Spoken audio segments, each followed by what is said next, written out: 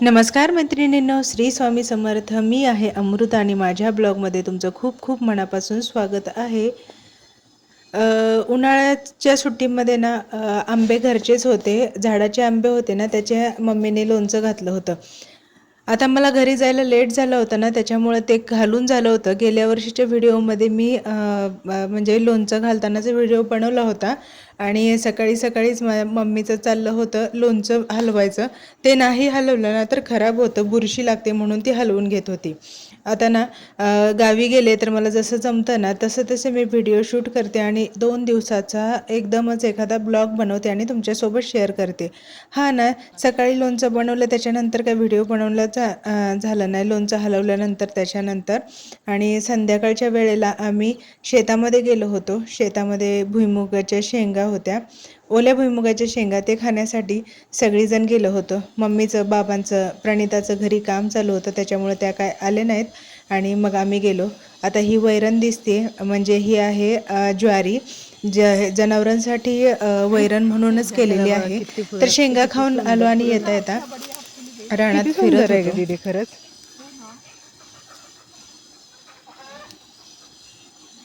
तर रानातून फिरताना तुम्हाला एक फुलाचं झाड दिसलं, ते नागचाफ्याचं आहे. गोट्याच्या शेजारी लावलेलं आहे. इतकी सुंदर आणि इतकी फुलं येतात, जितकी पानं तितकी फुलं येतात.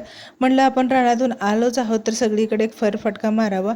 तिथे पपईचं झाड होतं, दोडक्याचा वेल होता, दोडक्याच्या वेलाला 2-4 दोडकेही लागलेले होते. ते झाल्यानंतर लगेचच अंधार पडला कारण आम्हाला रानात जायलाच उशीर झाला होता. बाबा आले होते आणि येताना सगळ्यांसाठी चिप्स घेऊन आले होते. खरं तर लहान मुलांसाठी आणले होते, पण त्यांच्यासोबत आपण सगळ्यांना आणावं म्हणून सगळ्यांना आणले होते. आता हे इथून दुसऱ्या दिवशीचा व्हिडिओ सुरू होतोय, जो की मी याच ब्लॉगमध्ये ॲड केलेला आहे. तर बघा, गावाकडे सुंदर अशी सकाळ असते आणि म्हणजे सूर्य उगवलेला पण दिसतो. तसंच दिवसाची सुरुवात दारात रांगोळी काढणे आणि देवपूजा करणे याच्यापासून होतो.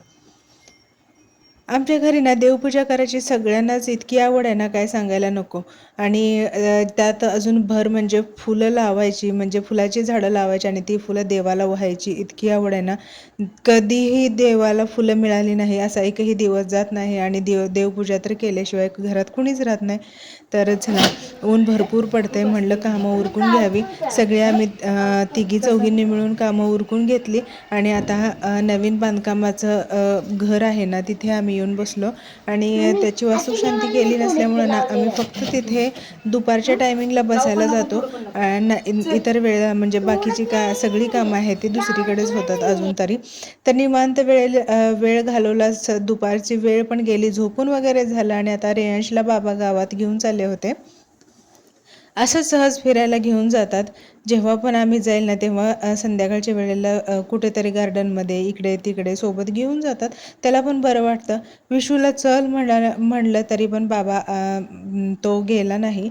त्याच्यामुळे मग तो आमच्यासोबतच थांबला होता आणि ऊन कमी झालं होतं. म्हणलं आता घरी जावं, म्हणजे घरी म्हणजे आमचं जिथे जेवण खाणं वगैरे होतं ना तिथं जावं म्हणलं. पण एक कोकरू आलं होतं, जे हे कोकरू व्हिडिओमध्ये दिसतंय ना, हे ना खरं तर मम्मीला शोधत येतं बरं का, माझ्या मम्मीला शोधत येतं.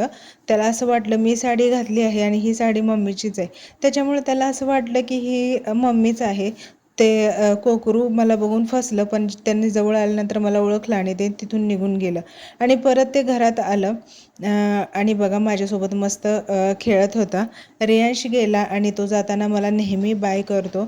आता तो थोड्या वेळाने येणार, त्यामुळं ना मी आता निवांत असणार.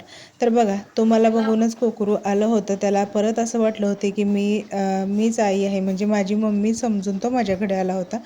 त्याच्यासोबत खेळले आणि तो माझ्याकडे थांबला नाही, तो निघून गेला. आता संध्याकाळ होत आली होती, म्हणजे बऱ्यापैकी दिवस मावळच होता. रेयांश घरी आला होता. बाबा आणि प्रणिता योगा क्लास घेते आणि त्यामुळे तिला घ्यायला बाबा गेले होते. येताना घेऊनच आले आणि संध्याकाळ म्हणले की सगळे फॅमिली आम्ही मिळून सोबत चहा घेतोच. हा क्षण खूप सुंदर आणि आठवणीतला असतो बरं का.